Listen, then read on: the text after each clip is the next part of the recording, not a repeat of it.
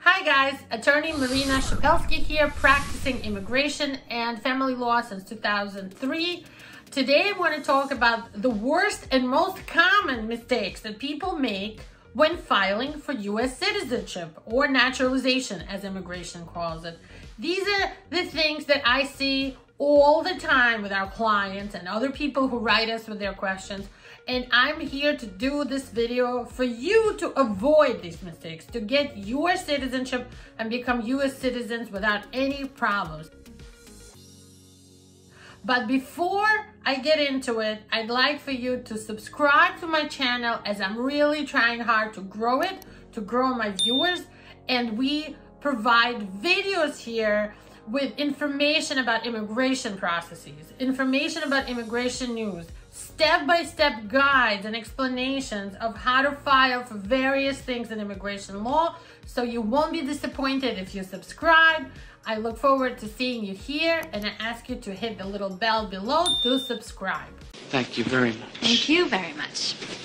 So, some common mistakes that people make when applying for naturalization. So mistake number one, filing too early. First of all, there's people who can apply after 3 years, and there's people who can apply after 5 years.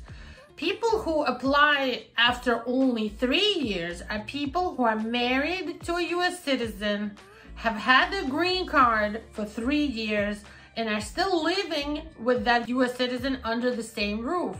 If you're separated, if you're divorced, you have to wait 5 years to file. Okay, if you're a child who got their green card through their parent, through marriage, and your parent is still living with the U.S. citizen, your child, the child has to wait 5 years. If you got your green card through asylum or work visa, you have to wait 5 years. But if you are somebody who got your green card through VAWA or removal of conditions through VAWA, you can file in 3 years. So VAWA allows people to file expedited for naturalization, and expedited is 3 years. Mistake number two, mistakes on your N-400 naturalization application. You made mistakes on your form. Your dates are screwed up. What you put on your green card application doesn't match the information you are now including on your naturalization application. Kids that you didn't mention before. Marriages that you never mentioned before when you filed for your green card. We see this all the time. Family members that you should have mentioned when you filed for your green card, forgot to mention or intentionally didn't mention. You know, a lot of people do it intentionally for a reason. Now comes naturalization, you include them, and the whole thing comes apart. Because the U.S. officer at your naturalization application interview, at the interview, sees your visa records when you applied for U.S. visa, sees your green card application when you applied for your green card, and anything else that you have applied for with immigration or with Department of State in between, okay? So anything on your naturalization application that does not match what you submitted to them before, addresses that you never mentioned before, things like that will get you denied, and in a lot of cases might even cause you to become deported, because you might have lied to them about something important and left something out that should have been included when you file for your green card. And believe it or not, I see it in my practice all the time. A recent example was this girl who got her green card as a child through her parents as a derivative. Her parents had a family petition pending for them. They included her. She came here with them before she left her country. So she got her visa to come to the United States permanently with a green card. But before she came, she married somebody. When she came, she got her green card, didn't tell anybody she got married. And when she filed for U.S. citizenship, they realized that she is married because she included her husband in her application, and she was planning to apply for him and bring him to America with a green card. They realized that she knocked herself out of status as a child in, legal terms, who is a child, for purposes of green card back when she got married, before she even came here. And not only she was denied for citizenship, they began the process of deporting her. It's called removal proceedings. So that's how the law works sometimes, and they don't look kindly on you putting wrong information or mistaken information or things that you never said to them before. You'll all be punished for lying to me. That is why I am spending so much time talking about it. It's the biggest mistake and the worst mistake of all. Big mistake. Big mistake. The next point, and the most common mistake, is criminal arrest. First of all, if you've ever been arrested, or even if you don't think you were arrested, but you were stopped and your fingerprints and biometrics were taken, you have to get a paper that shows what happened with that. What was the outcome, the end of that? Maybe they decided not to prosecute. You should have a letter from the district attorney saying, we declined to prosecute. Maybe it was a car stop. You should have a letter about that. Maybe you did get arrested, but it was dismissed. You should have a letter showing it was dismissed. They will always ask you at immigration to provide something called a certificate of disposition for any time you were ever stopped and arrested, or sort of arrested if your fingerprints were taken. So if you have any doubts, err on the side of getting a paperwork to show what happened anytime you got stopped, and include that in your application. It might not be a big deal if you just include an explanation, but if you don't mention it at all, it's a big lie and will cause you to get denied on your naturalization application. People don't include arrests. People don't include arrests they had when they were under 21 because they think if I was arrested as a kid or even under 18 sometimes, I don't have to include it. It's not true. You have to include it. People think that if their arrest record was sealed and they're told, well, it's sealed now, it's not going to be a problem for you anymore, they don't have to include it for naturalization. Not true. Even if your record was sealed, you must include every time you got stopped, you had fingerprints taken, even if nothing ever came of it, even if it was sealed, even if it was dismissed, even if you had to pay some BS fine, you have to include it on your application. Tell them what? Everything. We don't.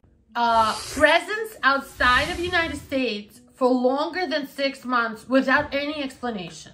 So, in order to be eligible for U.S. citizenship, you have to show that in the last 5 years, for example, and we count back from the date you file for citizenship. So from the date you filed for naturalization, subtract 5 years. Out of those 5 years, you were in America, inside the United States, more than half of the time. Okay? In simple words. If you were out of America ever for longer than 6 months and you didn't have an explanation, the count restarts. So that time that you were in America before the time you interrupted and left for a year now disappears, and you have to restart the 5 years count again. And when you go for your interview, they will ask you why you were out so long. You might have lost your continuous presence for the purposes of the N400 naturalization. Another mistake is names and translation mistakes. So let's talk about your legal name for the purposes of naturalization. And I had this explained to me by an officer once at the interview because I didn't understand it all the way myself. For example, if you were Russian and you were born in the former Soviet Union, when you were born, it was still Soviet Union, and your birth certificate is in Russian, even if you were born in like Uzbekistan or Kazakhstan, because Soviet Union forced all these republics at that time that were part of the Union to use Russian language for official documents.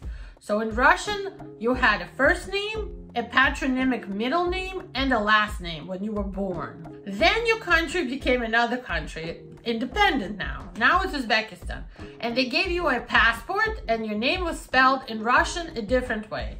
But maybe now your country decided to take on another alphabet, which I see all the time, and they gave you a third document, now a new passport with another spelling of your name. So now you have like 3 or 4 variations of how your name was spelled. Plus in America, people can't pronounce your name and maybe they spell you with like a short version of your name. Now you have so many names, you don't know what to do. My name is White. My name is White. Well, when it's time for you to file for naturalization, there's a question on the form. Number 1, what is your legal name? The answer, your legal name is the name on your birth certificate.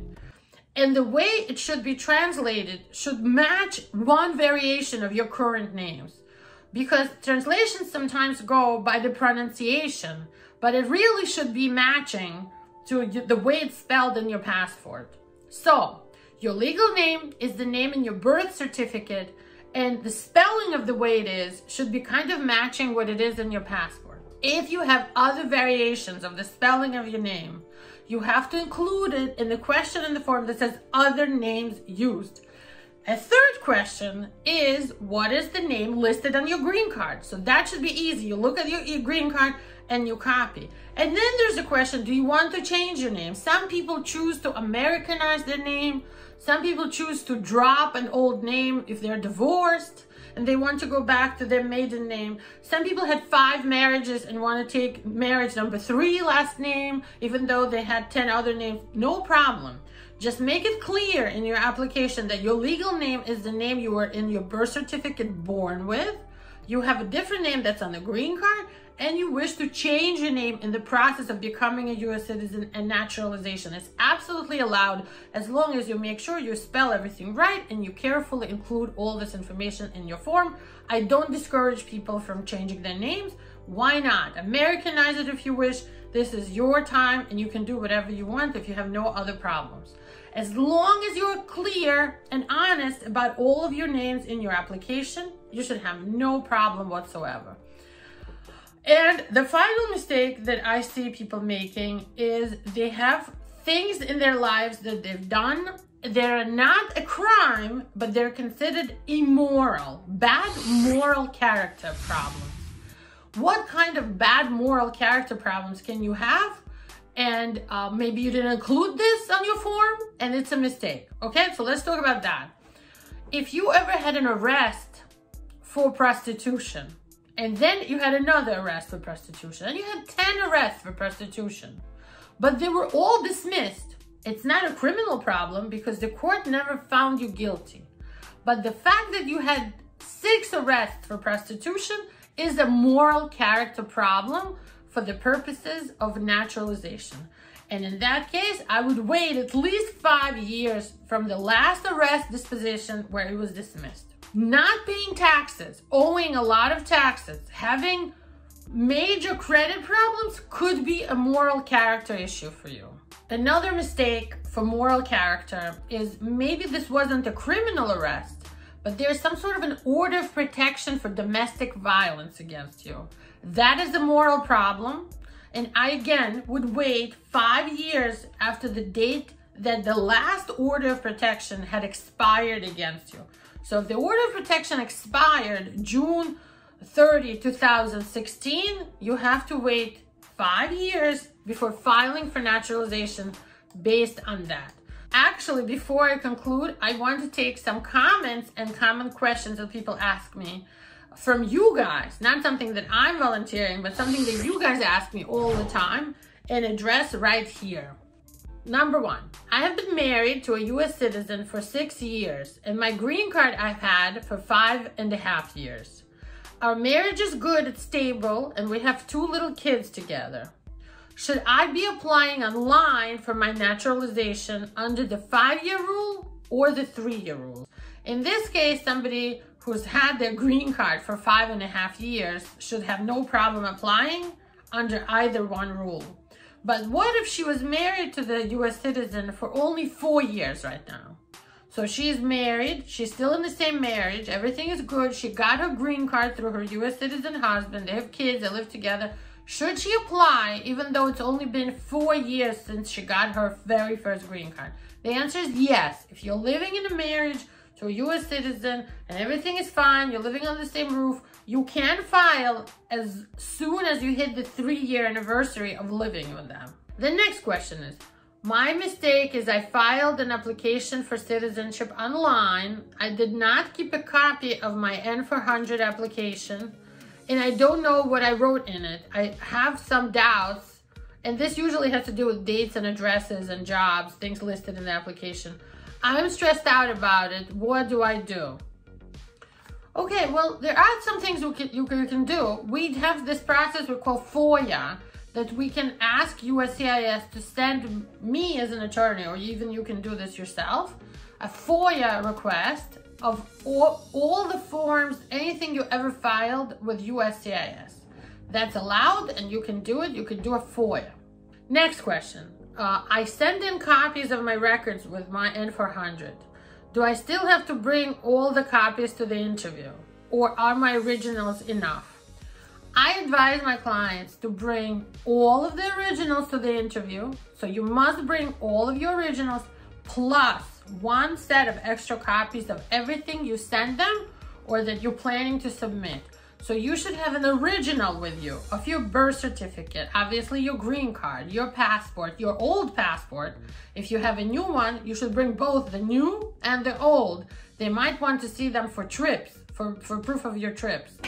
Bring your marriage certificate, bring your changes of names, bring your divorces, bring your annulments, bring anything that has to do with the changes you had in your life and your marriage status and your name, anything like that. Arrest records, originals of those, you need to have certified copies, and divorces, you need to have certified copies for the interview. However, besides all of those originals that I mentioned, you should also bring a Xerox copy, a black and white copy of everything that I just mentioned, and especially English translations.